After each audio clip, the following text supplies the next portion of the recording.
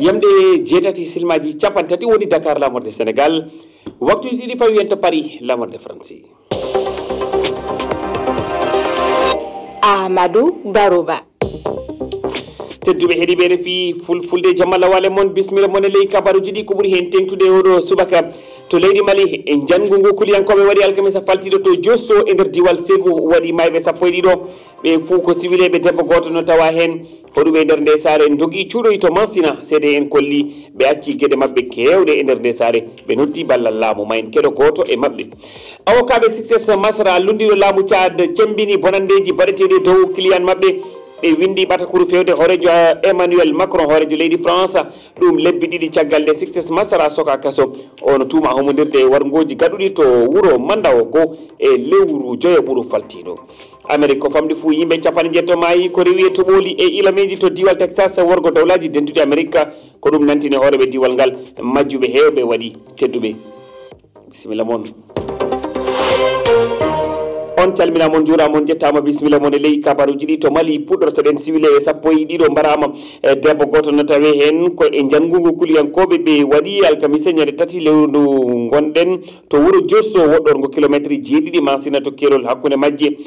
maaje ko ɗum nantini seedeɓe hoɗuɓe ngo wuuro balle ɗiɗi caggal ngu jangu hoɗuɓe nder ngo wuuro diwan Ségou dogui cuuɗoyi to Mansina ala jokkodiral lawɗugal ngal ardiɓe ɓe waɗi ko fati e ngu jangu goto e hoɗuɓe wuro ngo mo jaɓani inde muɗum feññine holliti wonde gueɗe mabɓe keddi koto Josso ko ɗum waɗi omo ɗabba ballal e ardiɓe leydi ndi keroɗen seedago makko caggal nde ɓe jotti toon to Mansina.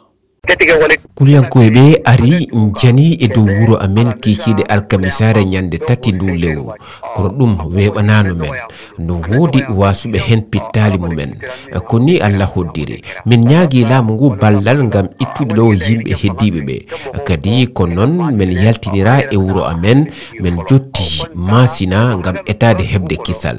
meɗen ɗo hande Mansina won e saretuji amen ko laana addani men ɗum kadi ko heddi e gueɗe amen ko laana ndiyam addani men ɗum ko e nder duɗal min jaɓɓa so a waɗi duuɓi ujunaji e nder wuuro ɓe jaltinama hen e dow sembe ɗum wonta e ko alda e batte kadi e wano alhaali ɓe wawa rokkude en dokke ɗon e ɗon saabu koye arde men woni won e gueɗe amen heddiɗe e wuuro ngo kono ko adduɗen ko ina famɗi no feewi so yorondirama e komin acci toon kono alhaali o yaari min wasi yimɓe sappo e ɗiɗo min naɓi gañiɓe amen hiɓe safre